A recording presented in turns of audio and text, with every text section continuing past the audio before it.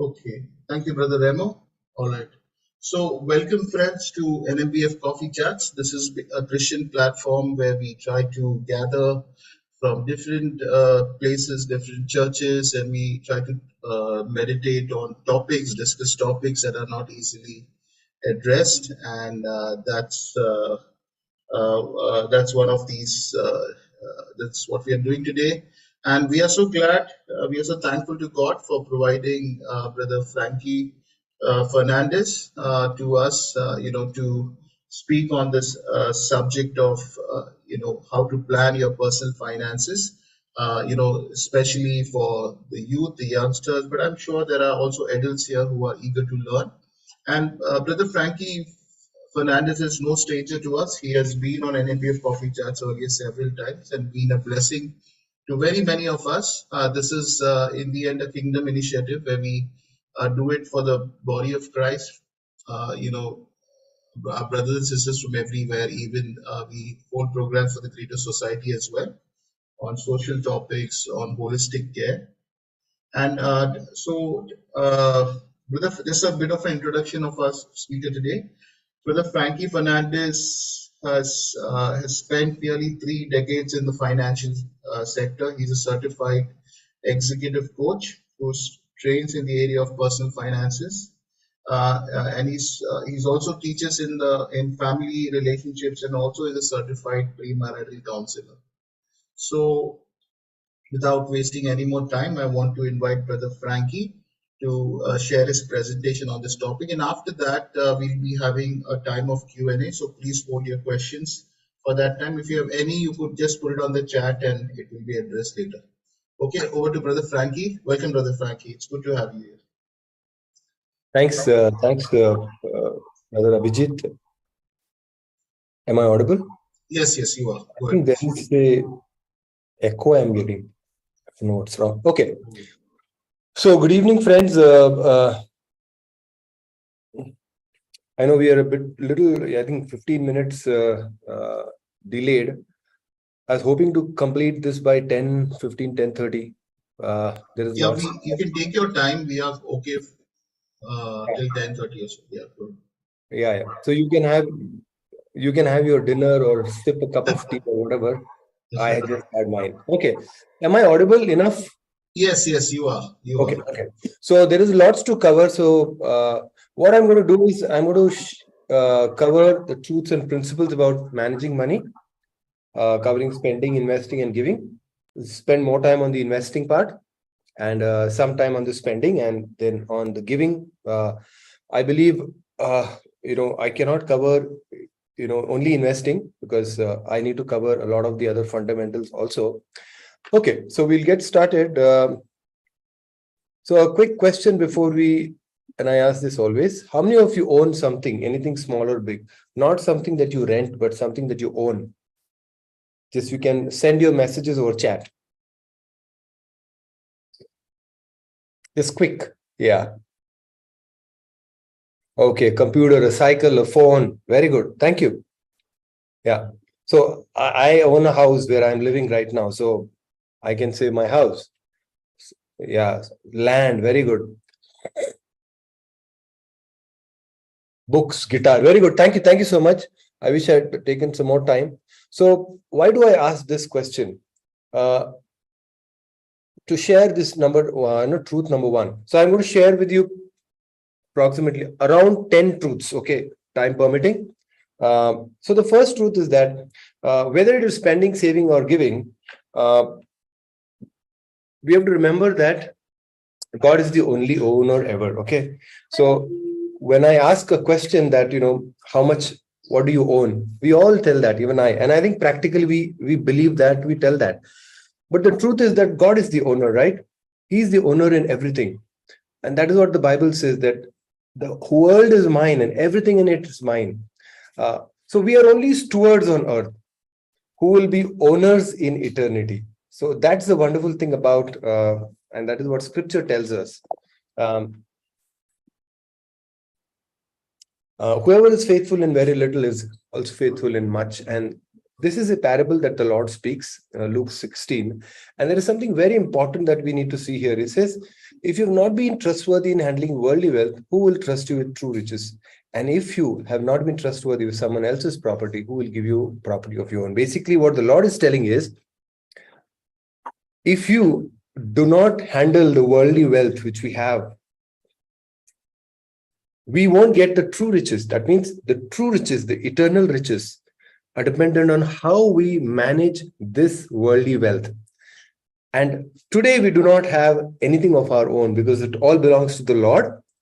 But in eternity, God is going to give us. And so that is what it means. So this is the caretaker principle. If we manage earthly wealth well, God will make us shareholders in eternity. And the truth is, God owns, we only manage worldly wealth, but we become owners in eternity. And this is the foundational truth. This is a Christian's worldview, right? This is the biblical worldview, that everything belongs to God. Okay. And we are only managing, right? And this is foundational because this will be very useful as we go along. Truth number 2 says, but since this is what Paul writes to the church at Corinth. And he says that he gives an examples of Macedonian churches. And he says, but since you excel in everything, in faith, in speech, in knowledge, complete earnestness, and in love, we have kindled in you. See that you also excel in the grace of giving. Now, this is also a very important thing, right? Who will be more generous? Who can be more generous? One who is struggling with day-to-day expenses, or the one who has learned to manage money? What do you think? I want quick answers. Yes? Let's put it on the chat quickly. Yes, quickly. Correct. See, it's no brainer, right? One who has learned to manage money. So that is very important. And I have, I have got Excel to share with you, how a Christian who manages money can be a generous person. So unless we excel in the control over spending and excel in the discipline of saving, we cannot excel in the grace of giving, right? And this whole session today will be on how to excel in how to control the spending and how to be disciplined about savings, right? That is the truth number 2. Excellence in giving follows excellence in spending and saving habits, right? Truth number 3. I'll share a tale of 2 stories. This is about Willie and Sammy. Okay. And many of you are young. Maybe, I don't know, 50% of you are young here, or maybe more than 50%. You probably are at this stage. Now, these are the 2 people. They had the same profile, worked for similar companies and salaries. They married and had children. They went on vacations. They bought a house and a car. They spent on their children's higher study. They're planning to get their children married. I don't know what happened in their mid-50s. Willie became wealthy and was generous toward missionaries and ministries and church. Sammy was in a lot of debt, giving his tithe religiously, but was wondering how to get his daughter married, and with only a few years to retirement, how would he manage retirement? Now, this is a real story. What happened? How and when did the plot change for Willie and Sammy if everything was nearly the same? To illustrate that, let me share with you a story of Joseph. During the famine, there was so much saved that he was distributing to people not only in Egypt, but other nations, right? You know how many years? Like 7 years of abundance, 7 years of famine. Now, this is the passage. We will not get into that. So Joseph knew what was coming and had a plan. And the rest of the nations did not know what was coming and did not have a plan. Correct? When Joseph was collecting grains in the 7 years of abundance, what were other Egyptians and peoples of other countries doing?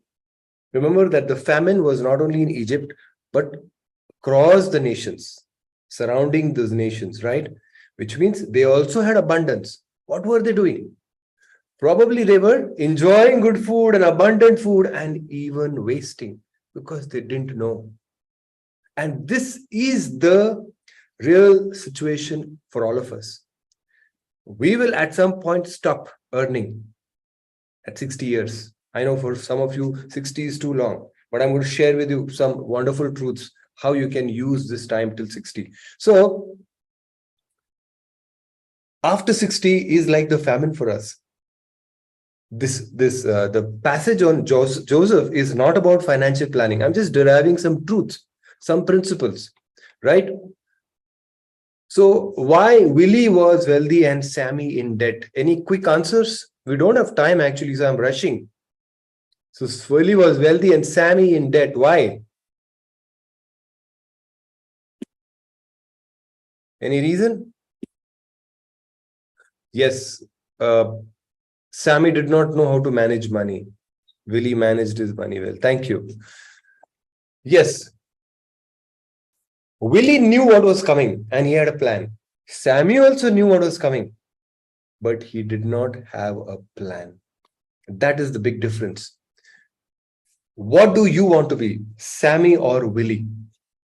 And this is a decision you have to make right now as a young man or a woman. Maybe you are not earning. Some of you are earning.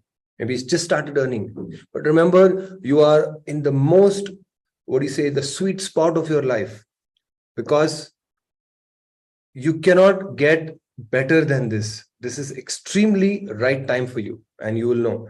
Now, these are the typical life stages for all of us, and we need goals, right? Our monthly regular expenses, maybe further studies, wedding expenses, buying a car, house, emergency expenses, children education. This is a life stage for all of us. All of us go through this, and finally there is retirement, right?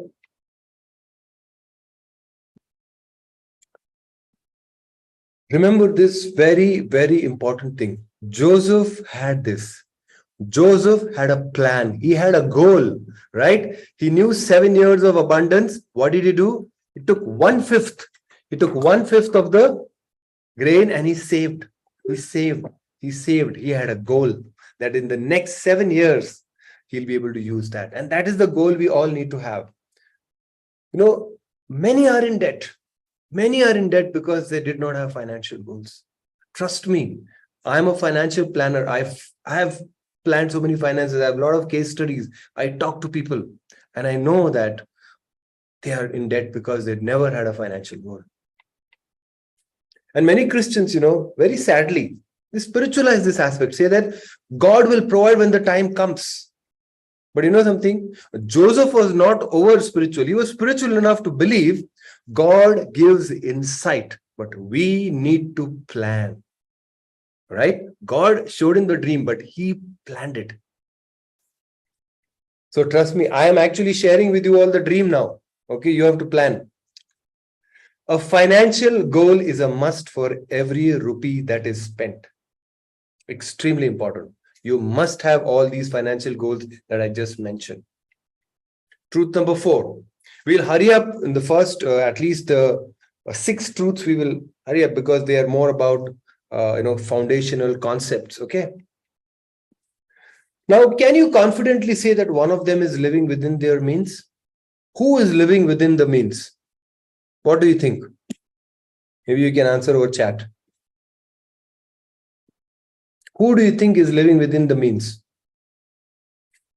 Samuel? Okay.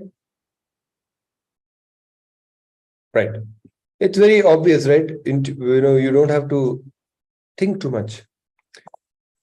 But you know something? Do you know how much you need in retirement or wedding or house? Does Samuel know? Samuel is saving 10,000 per month.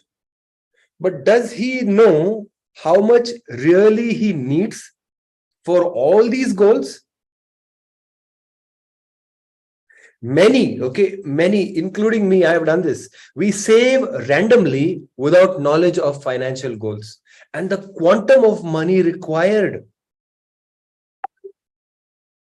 Living within your means is not just spending less than you earn, but also not spending from your future financial goals.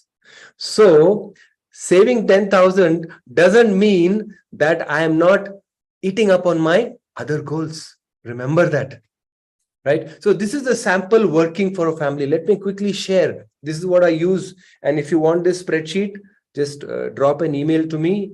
I will share my email ID towards the end. So this is what I do with my clients, and I'm just sharing with you this. So this is what somebody is earning, for example, right? Today they're spending 50,000 per month, and they're 32 years. Okay, in the next 28 years, the same 50,000, today what they're spending will be 2.55 lakhs per month because of inflation. And because they're going to spend so much and they will be living from 60 to 85, right? 25 years, there is no income. They have to use the money from the retirement pot. So this is the retirement pot, okay? And how much should be there in this retirement pot?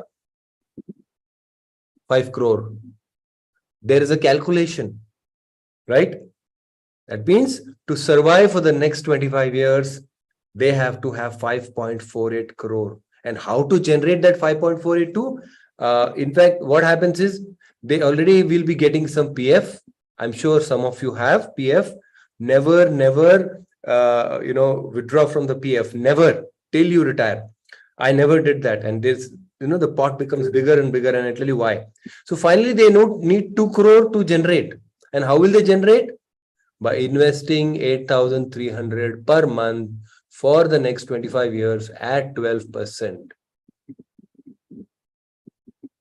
Don't worry about the calculations, but understand the concept that 8,000 has to be saved. Not only that, they have other goals like education for their children, right? And today it costs 20 lakh, but by the time the children will grow, it will be 68 lakhs, right? Year 76 lakh. That is the way the inflation is growing, right? Inflation, we'll talk about it a little later. How much they have to save? They have to save so much. So this is what is important. You don't randomly save. For example, Samuel was saving 10,000, but probably he needed to save so much. Or maybe, according to the calculation, at least maybe 30,000, right? The thing is, most of them do not know this. That's why when the time comes for their financial goal, they do not have that money. Okay, let's hurry up. I do not have much time. Okay, so how to reach a financial goal is more important than just knowing your financial goal. Do you know that? You must know that. Okay, so remember, we have completed 4 truths. These are very important truths. You must know if you want to manage your finances, because when you know how much you should save, you will save that much. But when you don't know, you're shooting in the dark. In the context of financial planning, if you can pray and ask the Lord, and you have a choice of only one, what would you ask? Lord, give me a job with a very good salary, or Lord, help me to spend carefully. What will be your answer? Come on, let me see your answers. Yep. Everybody is. But you know something? Most of us, all our life, just think that, Lord, I need a better salary. I need better salary. Including me. I always thought I should get a better salary. But trust me, what is more important is how to spend carefully.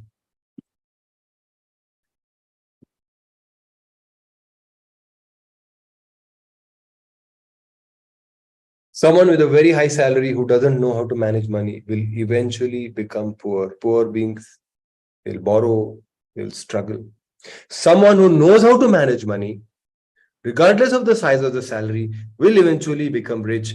I have seen in my life, in my lifetime, I've seen those with very less salary, very poor, but they have managed to build a big corpus and become wealthy. And I've also seen people with very high salaries who are in debt.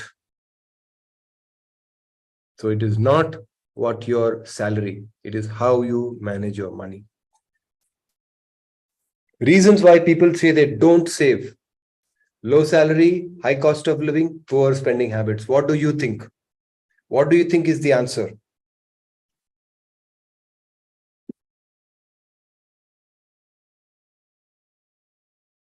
Yes, reasons why people don't save. Exactly. You are right. You are right. People do not, there's only one answer. The only reason why people don't save is poor spending habits. Do not save what is left after spending, but spend what is left after saving. Warren Buffett, one of the richest man living right now, and an excellent investor. It's not your salary that makes you rich. It is your spending habits. My dear friends, all those who are young, please remember this extremely important truth. And all those who have grown for many years working, if you look back, this is what could be the problem. Truth number 5, money personality types. This is also a very important truth. We must know this because we will not make progress until we resolve some of these issues. Now, how do we get our money personality? It is our upbringing, how we have grown, our parents, what we have seen them doing with the money. If they have not been good managers of money, we also will not be. We will manage just the way they manage because we have learned it. And our life experiences will also make, for example, if someone goes through tragedy early in life and they have less money, what happens? They learn how to be frugal and save. So life's experiences, society's influence, right? People who are living in the West, people who are living in India, people who are living in the rural, right? They have a very different influence how they spend money. So that is what forms our personality. Peer influence, with whom we are, who are our friends, and then our personal beliefs based on maybe the Bible, the books that we have read, right? All that put together makes us makes our money personality. There are several types of money personalities. These are all research driven. I'm not going to get into this. So these are basically the saver, the spender, the giver, the status seeker, the money monk, risk taker, investor, the avoider, the holder, the hider, right? These are all, I've given some, some note on that. So you could be one of these. And the problematic people are the spenders here who actually can really spoil their life.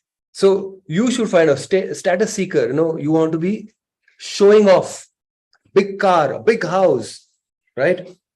Then the avoider, hesitant, or the hoarder. So these are some of the problematic personalities. Okay, the hider, secretive, cautious. So these can affect your life as a single, and also when you get married. You need to know what is your personality, right? And our money personalities are not permanent like our personalities. One can bring changes by self-awareness, education, learning, like today what we are doing. Yeah,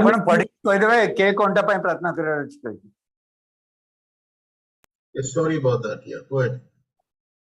Like what we are doing right now, the learning, forming new habits, imitating the right role models, and aiming to be good stewards of the Lord. So you can, whatever has been your upbringing, however you have been. But remember, if you do not make changes, if you are in the wrong personality, it can affect your entire life. So beware, remember, right? So truth number 5, we all have different money personalities, but our aim should be to have the personality of a good steward of the Lord. Right? Very important, especially young people. And there are lots of case studies, lots of examples to talk about. We don't have time where this money personality has affected people's lives, even celebrities. We'll talk a little bit about spending now. Now, based on my experience over the years, I have just categorized into 4. Okay, so we have the irrational spender. Who are irrational spenders? Whose expenses are more than their income. A lot of people are like that in our country and in the Western world because of all issues, money personality issues, cultural influence, and all that, right? Why it happens? Because of all these indiscipline, misuse of credit card, living on loans, debt, right? Phases of life. These are could be the phases of life, and there are long-term implications. I don't want to get into it, but I just want you to understand the concept, right? This is something where you don't want to be. This is the worst place to be. Dear friends, never spend more than your income. A lot of us, early in marriage, I was into this hand to mouth spending because I had AMIs, I had a salary, one salary we had, there were a whole lot of challenges we had. Uh, so hand to mouth, right? This can happen early in life, especially when you're married, then you have kids, early in life, this can happen. And this can happen also because of high standard of living, EMI, discipline. So if anybody is here at this stage, okay, you need to relook at your spending. Take a help of a financial advisor or a planner who can help you, because this is a stage where you can either make or break your wealth building, right? You can get into debt here, or you can actually grow your wealth. Okay, you can go down or you can go up. This is a very crucial phase. But both these are not places where you can be, because you are being a bad example and passing a wrong legacy. Now, this is where confident spenders, and I have been in this place. A lot of them are there with high income, because they feel that they are in control of their expenses. They may not be budgeting, they may not be spending it carefully, but they have a lot of big salary coming in every month, right? They're confident spenders. They think that their saving is enough. They think that 10,000, 20,000, 30,000 I'm saving is enough, but it may not be enough, as I just explained, right? Because you need to plan your expenses. So many of you could be in this stage, and I usually take polls. We don't have time today. So I've seen that many are in this stage. They are confident spenders. But where we should be here. Conscious spenders, right? This is a place where you are disciplined, you are careful, you are budgeting, you have a plan, you save correctly, you spend correctly. So it's very important. So my dear young friends, okay, try to be in this stage always. Always. This is a place where you should be. Okay. Okay. So we move on. Quick credit card spending guidelines. I know many of you may have credit cards. Is credit card bad or good? Now, if credit card, you are not able to manage your credit card, you should stop your credit card. I've been using credit card for 25 years. I have not had an issue, because credit card, I use the credit card because I know I have that much money. Credit card should not be used because you have a credit card, right? It is like a knife, right? The mother uses the knife to cut vegetables, right? That same knife is given to a child. How will the child use? The child can cut, right? Can injure himself or herself, because the child doesn't know how to use. Same way with credit card. Credit card is an excellent tool, right? So these are some of the foundational rules. Use credit cards because you have money in your bank and not because you have a credit card, right? If you have 10,000, use credit card for 10,000. If you do not have 10,000, don't use your credit card for 20,000. That is wrong. Preferably have one credit card only. Use credit card for necessities and regular planned expenses. That means you're budgeted. Right? This is what I'm going to spend on. This is what I'm going to spend on. You use for unplanned expenses and for big luxury goods and all. Please plan. Then you can use. If you don't have that much money, don't use it. Right? Payment cycle. Be mindful of the credit card payment cycle. So you take advantage of your credit card. There is a cycle, right? From around, you get 45 to 50 days of credit. So if you use during that credit cycle, especially early, then you can take advantage. But that is minor. You don't have to be so worried about it. And pay credit card bill in full always. Don't pay, they'll say minimum due. Never pay minimum due. The moment you pay minimum due, what happens is the remaining money is they charge interest, plus everything you buy after that is charged. So you end up losing a lot of money, and people don't even realize that. It's a crime. It is foolishness to pay the money that is due. Pay the full, okay, not the minimum due. And there are a lot of benefits. For example, I have used our credit card points to buy, clothing, buy gold, so many things. And also, whenever I travel in the airports, I have free food because of the credit card. So there are a lot of benefits, and I don't pay a single pie, no fee for credit card. I don't pay. So these are the guidelines. But if you cannot use credit card, don't use. Do use a debit card and use cash or UPI. UPI is the best. In fact, for me, the credit card, the advantage is that it gives me a bill, it gives me all the accounts, and I don't have to carry a lot of cash.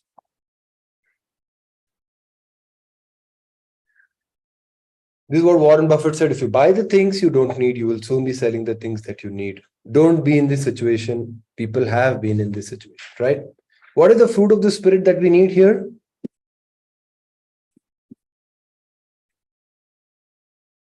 What is that fruit, that part of that fruit? Control. Yeah. I didn't hear, sorry. Yes, self-control. We'll come to patience sometime. Yeah. What you need here is self-control. Right?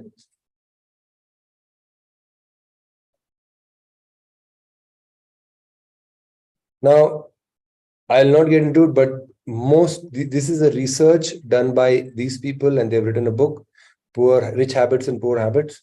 And most of the self-made millionaires have been careful with their spending. In fact, out of these 9, 7 or 8 have to do with spending. Right? So these are the people who are first generation millionaires. Truth number 6, mastery over spending will be one of your greatest asset in managing money. Mastery over spending. Remember this. Fine print about debt. The Bible says the rich rule over the poor and the borrower is slave to the lender. Taking a loan is like admitting yourself in the hospital. And after some time, you get into the ICU, where you get into a debt trap. In the last 1 year, 1 to 2 years, I've spoken to so many, and I'm helping them now to come out of the debt. They are in debt. They are in huge debt. They have gone from little debt to a lot of debt, and now so much debt that it is unbelievable. God has to help them to repay it. It's such terrible. So don't get into the ICU, don't get into the hospital, because the moment you get into the hospital, you cannot do anything. You are bound to the place. Same way when you take loans, you are bound. Do's and don'ts about taking loan. Take loans only for appreciating assets, only for a house. Don't take loans for anything. Plan your expenses, plan your money, spending, investing, saving. Buy it when you have the money. Unless it is so important. For example, you live in a rural place, for example, where there is no public transport, you cannot go to work, and there you need a vehicle. Prayerfully do it. Otherwise, don't buy a vehicle or TV or whatever on EMIs. Don't do that. Don't pay interest. Don't be on loan. If you're existing debt, repay it. Quickly repay it. Okay? No, it's like the seeds. A salary is like the seeds. Some get consumed and some reproduce more crops. When you borrow, you share the crops. Borrowing reduces the capacity to reproduce more crops. So your money, part of your money, I know families where half of the money is going into repaying loans. That same half, if they would generate more money. Strive to live a debt-free life, and you will be financially free early in life. Earlier years, you struggle, you are disciplined, you go through some pain. 10% of your life, 15% of your life, the 85% of your life, you will live in freedom. Some essentials on spending. Spend more. Don't never spend more than you earn. Prepare a budget. Track your expenses. Don't take loans except for house. Repay any debt at the earliest. Never have credit card debt. Don't buy on debt. Okay, so we will just rush here. So how to prepare budget and all, which is, there are many YouTube videos or whatever you can learn how to prepare budgets, right?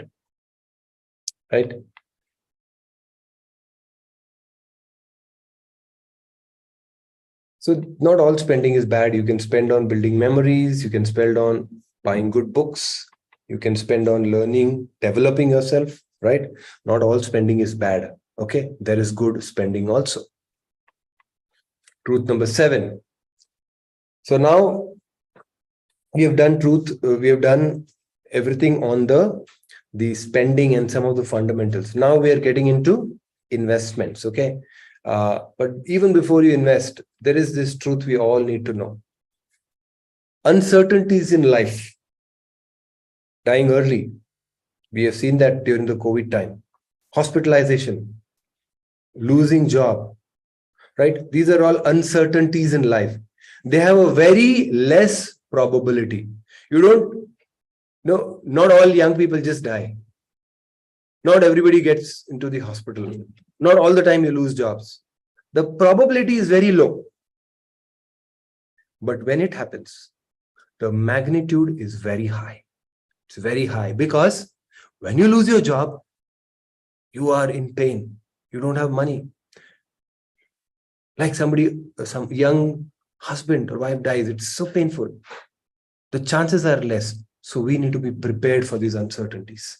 And that's why we need to do risk planning. So before you do investment, you need to have the risk planning. Term insurance, the only life insurance you will ever need. Now you are probably, a lot of you are not married. So I'm talking to the unmarried. Okay. If there's anybody dependent on you, for example, your parents or your siblings, if you are the only breadwinner, if anything were to happen to you today, who will take care of them? If that is where you are, you must have one term insurance. Term insurance is the cheapest insurance, and the money that you give in premium, you never get it back. It's like a car insurance. You never get it back, but you're transferring this risk to the company, to the insurance company. And if you're married, you need this. Especially the husband must buy an insurance, a term insurance. You must have this. If you do not have, do it today. Buy one today for 50 lakhs, a crore. So anything happens to you, right? It depends on how much you can afford. There'll be a premium. For example, a 30-year-old person for a 1 crore, the premium could be around 12,000-13,000 per annum. That's it. That means 1,000 per month. And I'm sure you can afford. So you must have one. Okay, so I'll rush this. How much you need and all, we don't need to know. Then you need a health insurance. Again, this is an emergency, right? You fall ill or you're hospitalized. And these days, the hospital bills are so high. They run into few lakhs. Who will pay? You have to pay, right? You have to save your money to pay, but you have a tool called insurance, health insurance. So you can take a 2 or 3 lakh rupees insurance. If you're a 30-year-old, it may cost you maybe 10,000-12,000. That's it per annum. So you must have, and all those who are working, if your company has given you one, I strongly recommend you also have your privately, personally, separately, because it will be very useful in the coming years. So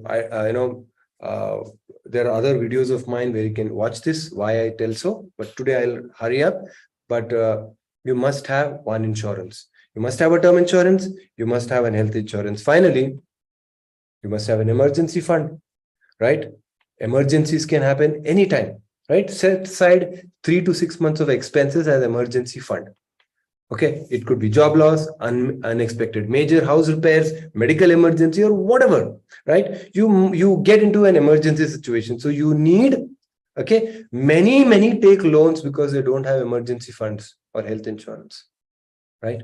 So you must have. So these are the three things very important. Emergencies in life are uncertain, but preparation for emergencies should be certain. So you must have these three things. What are the three things I talked about that you must have as a risk planning? What is it? What are the three things? Come on. Term. Term insurance, health insurance, and emergency fund. Exactly. And all who are here, all those who are earning, if you do not have these three, you are carrying the risk. Please have this. And emergency fund, you don't have to invest. Just keep it in your a fixed deposit. These 3 to 6 months expenses, just keep it in a fixed deposit. Emergencies means you should be able to withdraw your money at 1 day's notice. So that is very important. So all of you are working, these three things are important, right? Especially if you are a single, if nobody is dependent on you, you don't need a term insurance. But the day you get married, you need a term insurance, right? Okay.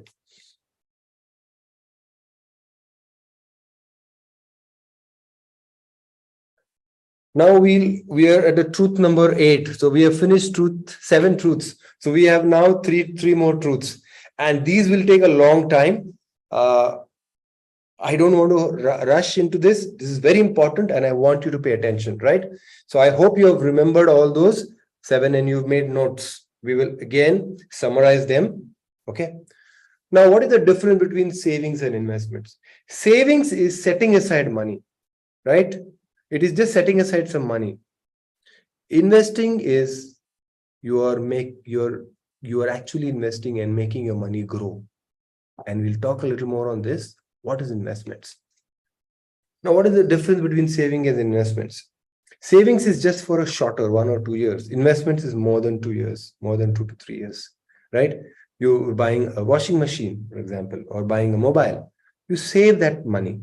You keep aside so that within the next 2-3 months, you just pull that money and you buy.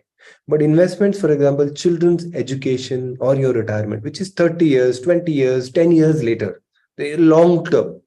So you invest. And we'll talk, why we must invest. Liquidity. Savings, you can immediately withdraw your money. Liquidity means how liquid is your money. You can withdraw immediately, no penalty. But for investment, there's a penalty. For example, you can't just sell your land, right? Or your shares or your stocks. You can't just sell them. You have to pay the penalty for withdrawing early or when the markets are down and all that, right? And there's a risk. Savings, there is low risk. You usually get back all your money. But in investments, you can lose your money depending on the time. And the returns, obviously, savings have low returns because of low risk. Investments have high returns. So that is the difference between savings and investments. Now, the question here is, can savings help us reach our goals? There are a lot of goals I've mentioned. These are this is our timeline. You have got long children education, vacation plan, children's wedding. You have some philanthropy goals, retirement, right?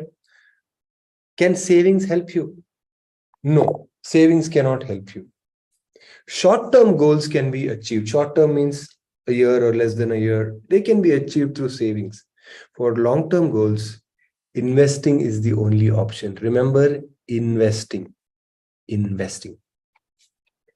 Why? Because inflation erodes wealth, eats up your wealth. What is inflation? Inflation is rise in the price of goods and services. Here's a good example I picked up from the net, Investopedia. How inflation has changed the price of a cup of coffee over time. In 1970, it was 0.25, 25 cents. Now it is almost $2, right? How it has changed. That is inflation, right? So what costs rupees 1,000 will cost rupees 2,000 in 10 years at the rate of 7% inflation. doubles, right? Because of inflation. So truth number 8, invest to beat inflation for long-term financial goals. I'll just share you some examples. Long-term investing. Long-term investing is a must. Now you see this. This is a chart, okay? The orange line is a 1-year fixed deposit rate. Green line is a consumer inflation rate. That is the inflation, the goods, the prices are going up. And what's your real return is? Your 1-year, your FD rate minus the inflation. See, in 2009, the inflation was higher than the FD rate. And finally, what you've got? You've got only 1.7%. Right? So that's why it is. So what happens is value of money reduces over time because of inflation. That means what you have 1,000, after a year or so, it doesn't remain 1,000. The value goes down. Right? You can't buy goods worth 1,000.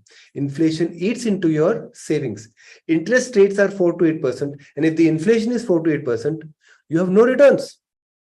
That means fixed deposits actually don't give you returns. Only long-term investments give you higher returns. Investments in higher risk instruments help beat inflation and earn real return. This is a very important truth. All your long-term investments, you have to invest. You cannot save. So what happens to your money in a year? This is very interesting, okay? You have money which is 1 lakh. Inflation is 6%. So by the end of the year, it's 96,000. But now what you've done is you kept it in a locker. What has happened? You have lost. You have only got 94,000 now. That means when you open your locker, that 1 lakh which looks 1 lakh actually has lost its value. It's 94,000. You can't buy goods worth 1 lakh in a year's time. If you keep it in the savings account, a lot of people keep in savings account a lot of money. What happens? You have lost. It's minus 2,000 because inflation is 6, savings is 4. That means you have lost 2,000. Now you put it in a fixed deposit. Again, you have lost. So where you need to invest? You need to invest in something which is more than 6%. And a lot of them, the investments are 8, 9, 10, 12% investments. Long-term investments. That will beat the, right? So this is what you ultimately will have extra money with you. Very important. So long-term investment involves risk. Should we take a risk when investing? Is it right for Christians to take risk? What do you say? Yes? Yes. Okay. Those who want to say no, they'll remain silent. So anybody says no?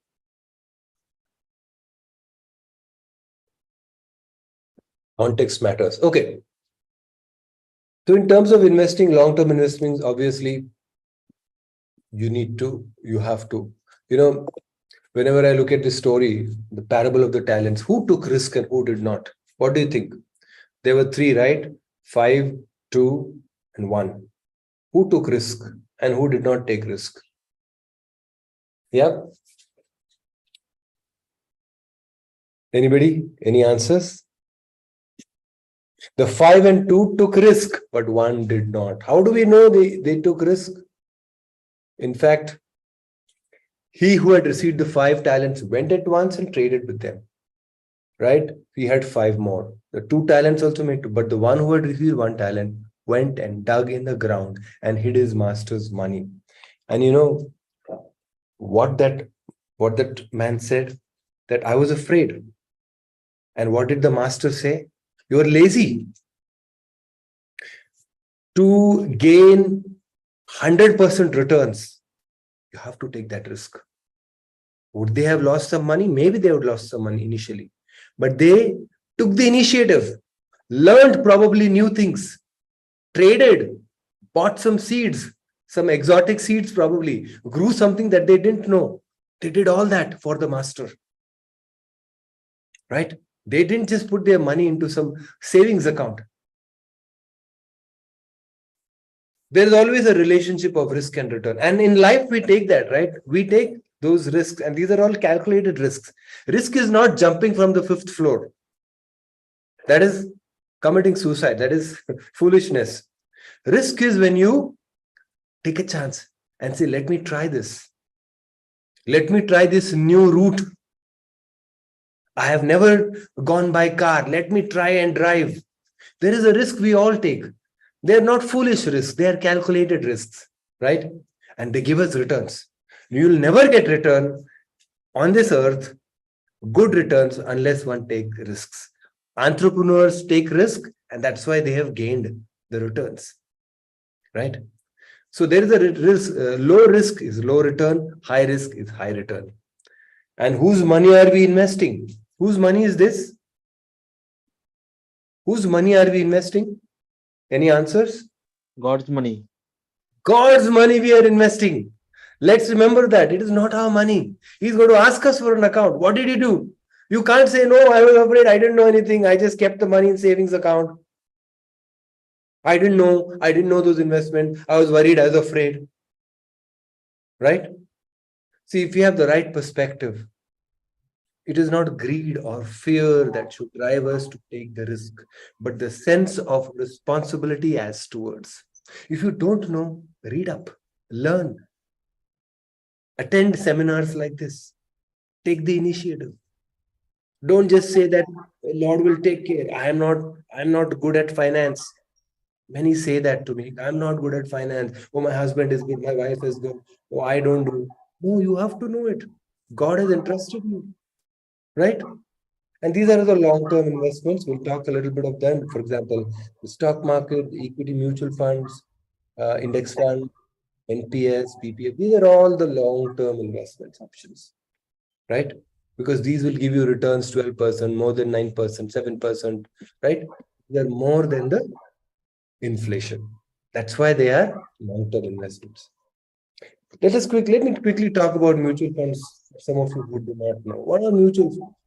Mutual funds are basically the investor gives their money. There are thousands of investors who give their money to the fund manager who pools all the money and invests it in stocks, securities, shares of companies, and get the returns. And that is passed on to investors. So that is the basic concept of a mutual fund. And what is the stock market? In simple words, you are investing in the stock market means you are investing in the business of a company. So we are investing in the business of a company. So in other words, we are investing in the economy of the country. So when you are investing your money, you are investing in the economy of the country. It is like becoming a part owner in a good company, example, Infosys, TCS, HDFC Bank, right? If the company does well, your shares will do well. So that is the basic concept of stock market. And if you look at stock market over the years, there has been ups and downs, but overall it has gone up, right? It is right. It is say 60,000, but now it is 66,000. So it keeps going up. Why does it keep going up? Not all the time keeps going down, because companies are doing well. The country is doing well. We are as a country, we are doing well. Our economy is doing well. Our GDP is doing well. A lot of companies, new companies are coming. A lot of innovation is taking place. A lot of new entrepreneurs are growing, right? A lot of new billionaires are happening. So our country is doing well, right? And there are many other countries that are doing well. For example, US is doing well, right? Of course, they had a recession, not as well, but right now the markets are good. So all these countries, like even China, all where there's goods are produced and consumed, right? Simple. You get up in the morning, what do? You brush your teeth. Toothpaste. Do you think a toothpaste company will do well? Will we have any substitute for toothpaste in the coming few years? We may have, but they will make that, right? So a toothpaste, Colgate, Palmolive, for example, all these companies, they will do well. Then you have breakfast, right? And you have you buy clothes, you eat food. All these companies, do you think they will do well? Yes, because you need them. And when you are investing in the stock market or the mutual funds, you are investing in these companies, right? You're not trading, you're not gambling. You just give your money to the mutual funds and they will invest because there are expert fund managers, right? I just wanted to show you a chart where all these funds see the returns. So the first year, 2 years returns, you cannot take them because the markets are volatile. But over a period of time, see the returns. And these are all compounded returns. Banks will give you 5%, 6%, but see the returns here. These are all long-term. Long-term. And we'll quickly see some numbers also now. Right? And the three important aspects when you consider saving or investing is you should see whether it is a safe investment, liquid, that means you can get back your money, and returns, right? That is what is saving. Sometimes people save in land or whatever, you don't know, is it safe or is it having some issues, some litigation? We don't know, right? Some land, I'm just giving an example, or some like people invest in chit fund or some other things and all. You don't know whether your money is safe. Liquidity, can you quickly get your money? Returns, does it give you returns? In case of mutual funds or stock markets or fixed deposits or NPS that we talked about, PPF, they're all long term and they all meet this criteria. Whose money are we investing? God's money, remember. So truth number 9, right?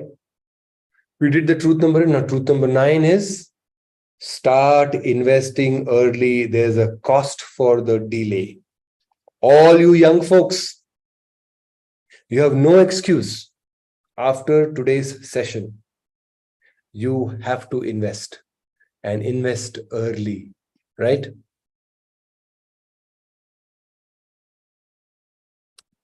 Why cost of delay is so costly? Compound interest. Compound interest is the 8th wonder of the world. That's what somebody has attributed this to, Einstein. He who understands it earns it, and he who doesn't pays it. What is compound interest? Compound interest is basically you get interest on your principal and interest on your interest. A quick example, right? The simple interest and compound interest. 10,000 invested, just 10,000 lump sum. Right? If it is simple interest, you'll get 20,000. But if it is compound, you'll get 25, almost 26,000. That is the power of compounding. You get interest upon interest. And I want you to pay attention to this. Very, very, very, very important for all you young folks. Age 25 years, investment years for 35. That means for 35 years till retirement, somebody is investing how much? 5,000 per month. And what is the market value? At the rate of 12% returns after 35 years, 2.9 crores. Now somebody, when they started earning at 25, they said, I'll just wait for 5 more years. Let me enjoy life. So they started investing at 5, delayed by 5 years. Investment amount, same 5,000. But what is the market value? 1.6 crores. You have lost how much? 1.3 crores. 45% you have lost because you delayed by 5 years. So friends, all who are young, don't delay even by a year. You delay and you lose. You lose huge amount. See the amount. It's 1 point. You have lost so much just because of 5 years delay. I have suffered that. Nobody was there to give a session for me. I didn't realize this. That's why I'm telling you now. Do not delay. Do not delay. Here's an example. Sushma invests every month 1,000 from age 25 till retirement 60 years. Megha invests every month 5,000. That is 5 times the amount from age 40 till age 45 years and keeps the money invested. She resumes investing at 55 years. Again, 10,000. Now, who will have a bigger corpus? What do you say? Who will have a bigger corpus? Yeah? Sushma? Why not Megha? Mega is investing 5,000, 10,000.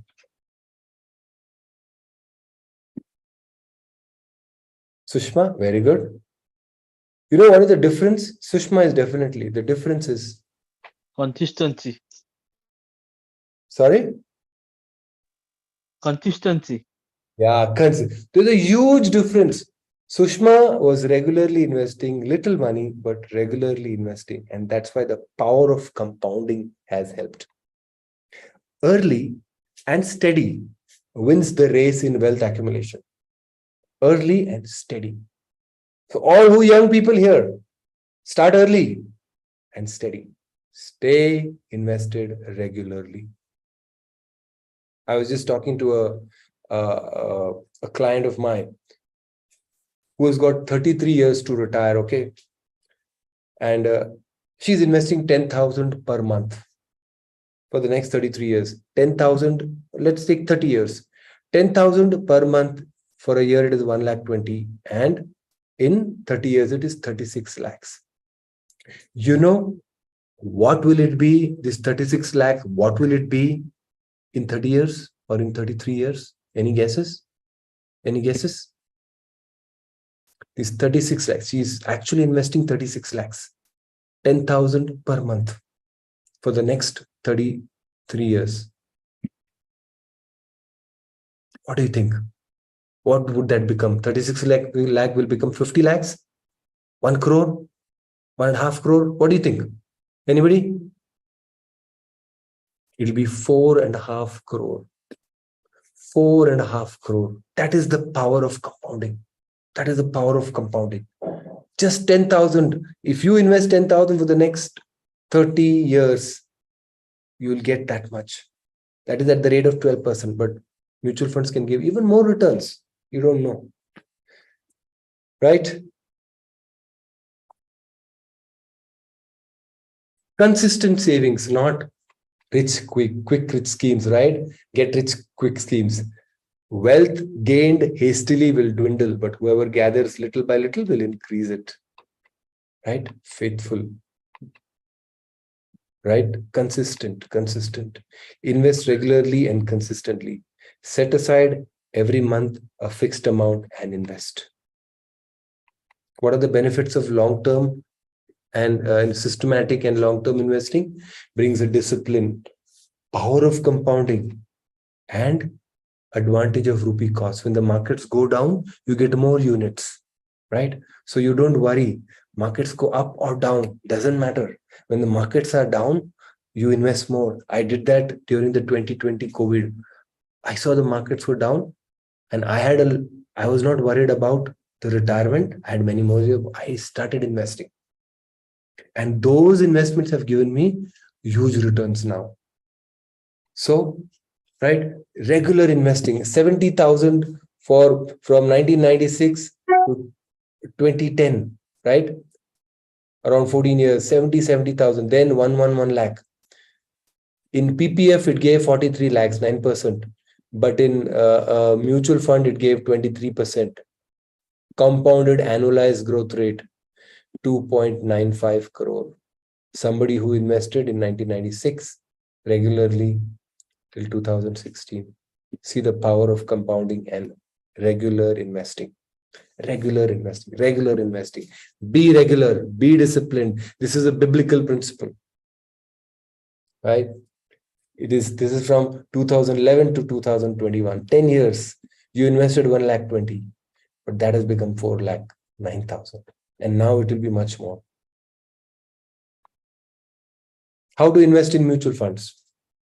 You can directly do it through apps like Paytm, Money, or Grow, or other apps, or hire a financial advisor or distributor. Here, what happens is when you do directly, you have to research your own funds and take care of your investment.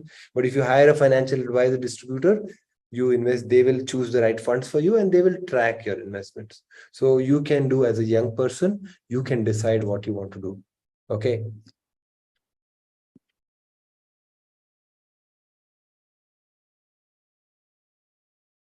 Which part of the fruit of the spirit we need here for investing? Long term. Come on. Patience. Anything else? Perseverance. Severance, patience, same.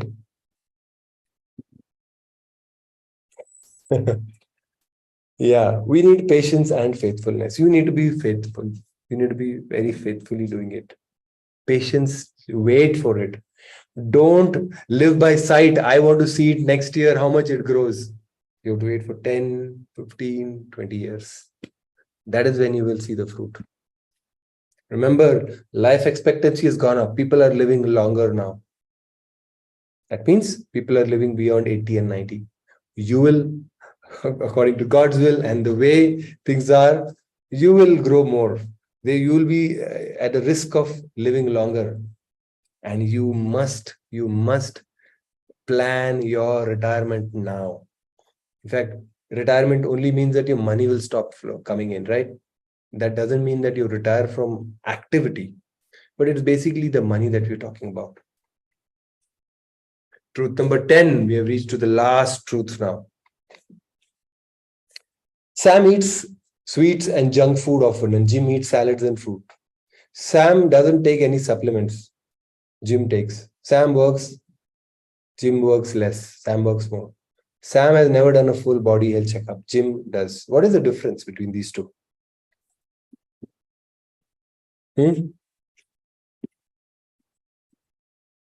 Health, taking care of health.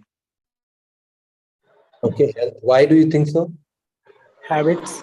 Because health is wealth. Health is wealth, habits. What if I tell you that Jim is older? The age gap, right? There is an age. Sam is younger, probably. So, what I'm trying to say is that there is a difference because age and other factors are determining factors in the most decisions we make, right? When we are young, we make certain decisions.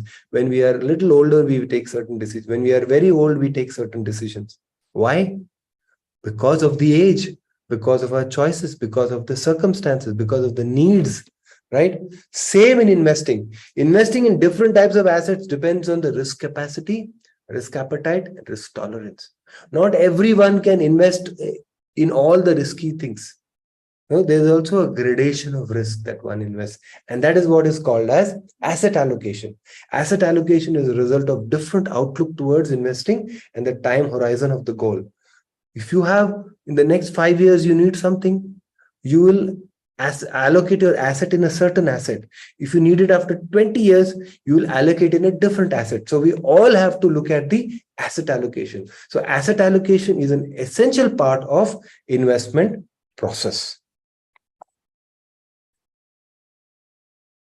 Don't put all your eggs in one basket.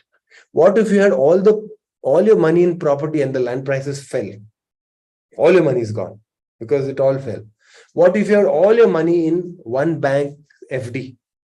That bank can go bankrupt. So you cannot put all your eggs in one basket. That is what is the idea. So distributing your savings and investments in different investment options, bank FDs, mutual funds, land, gold, bonds, etc., is helpful. Asset allocation is done to reduce risk through diversification. So you should always. So this is just a sample that a lot of 45% in equity, 20% in debt. There is a thumb rule, okay, rule of thumb.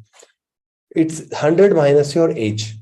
So if you are in your 30s, especially all those who are young, you can invest 70 to 75% into equities because equities are risky. Mutual funds, they're risky initially. There's a lot of ups and downs, but over a long period, they go up.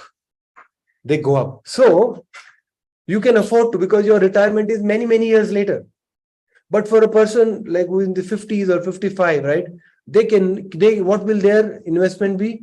50% in debt and 50% in equities. Why? Because they have a lot of expenses, children education, their marriage. They need a lot of liquid cash. They cannot block their money into equities for long term, right? So this is a rule of thumb. So all those young folks, 30, have a lot of your money into mutual funds. Do SIPs, systematic investment plans, right? Do it. Talk to your advisor if you do not know, or watch some YouTube videos, right?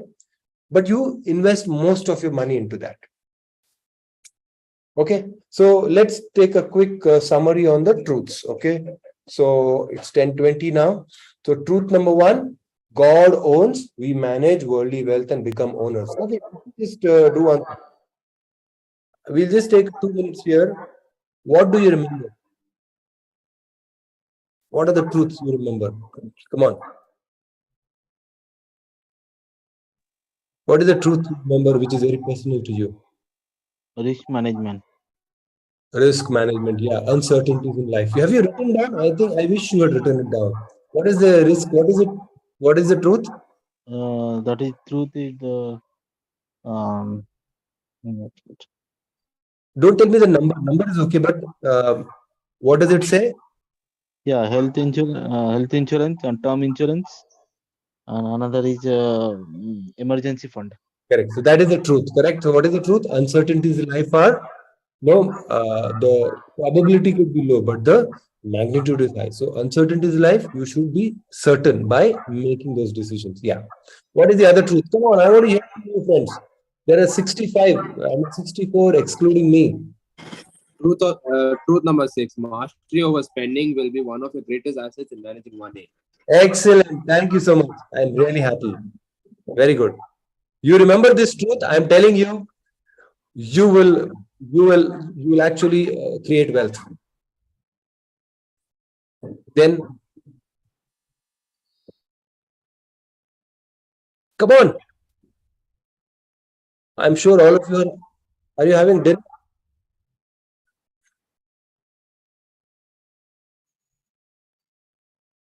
Okay, we don't have time. I wish mastery or money or yes. Compounding interest also. Compounding interest. So there are a lot of things we learned, right? Excellence in giving follows excellence in spending and saving habits. Financial goal is a must. How to reach your financial goal is very important. We all have different money personalities, right? But what is important is to be a good steward. Master your spending. Emergencies in life. Invest to beat inflation. Early and steady wins the race, and asset allocation is an essential part, right? So these are all the 10 truths. Remember, like the 10 commandments. It's coincidental that it became 10. I didn't plan that way, right? So this is an investment challenge I always give, so you can decide. Anna, excuse me, Anna. Yeah. So you showed one slide of the companies which has been improving in SIPs. Can you show that slide? Yeah, I can. You can watch this YouTube video. Yeah, it's on YouTube. Please don't interrupt. In fact, I would recommend all of you watch this video once again slowly to again grasp some of those truths. Okay. Okay. Thank you. We have a question answer session soon after this. I just completed. We started also late, so we have.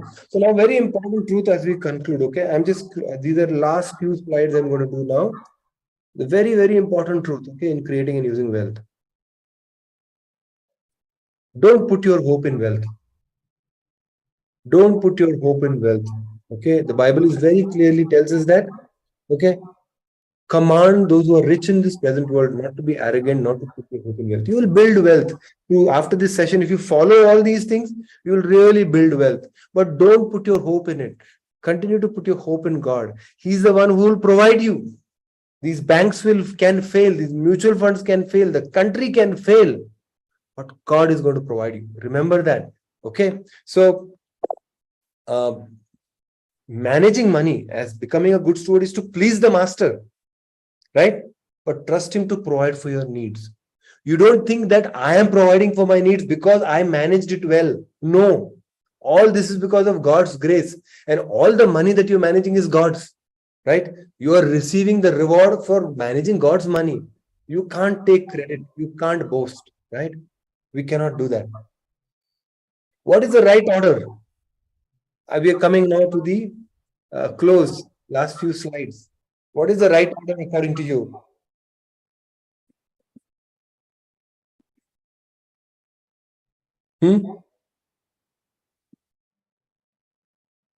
One, two.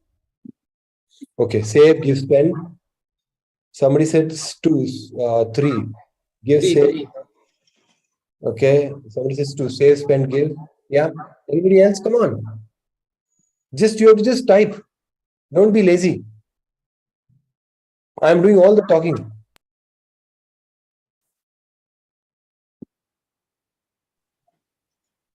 Good. Thank you. Thank you so much for all those who shared. Now, what is the right order? Remember this order all your life. You give first, give from your salary. Please set aside money to give first. Always remember that discipline. And then you save. Finally, you spend. You don't, a lot of us reverse the order. We spend first, then we save, and we might give, right? But that's a bad order. If you want to have financial freedom, key to financial freedom in the kingdom of God is give, save, and spend.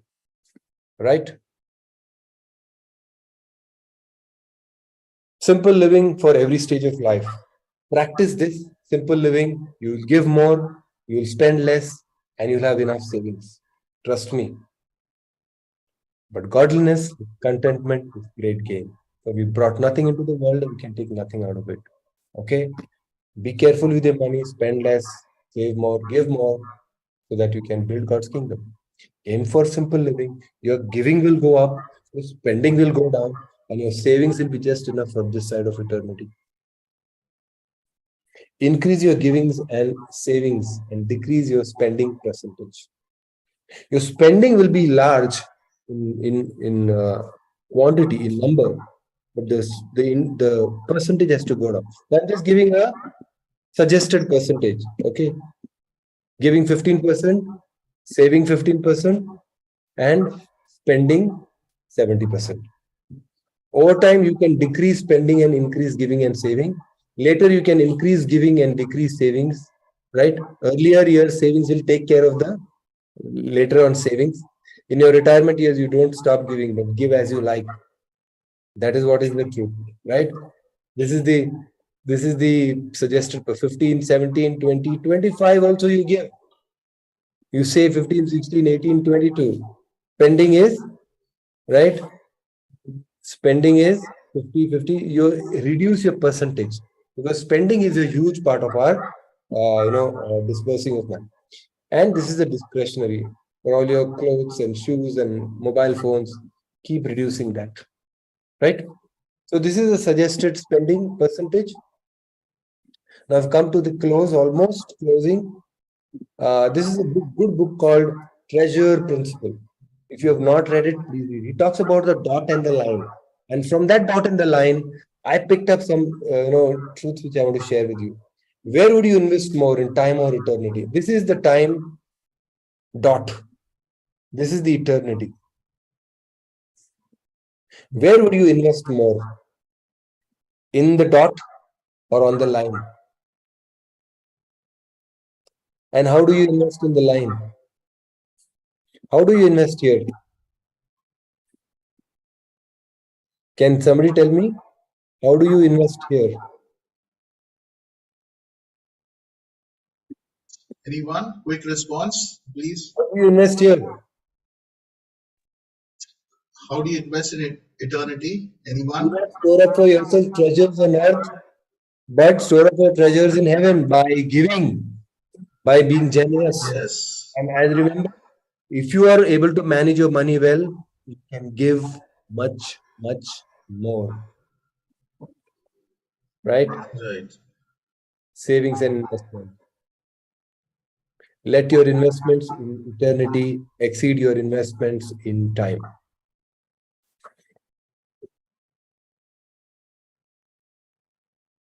So these are my two newsletters. I send newsletters. If you want to subscribe, you can subscribe, let me know.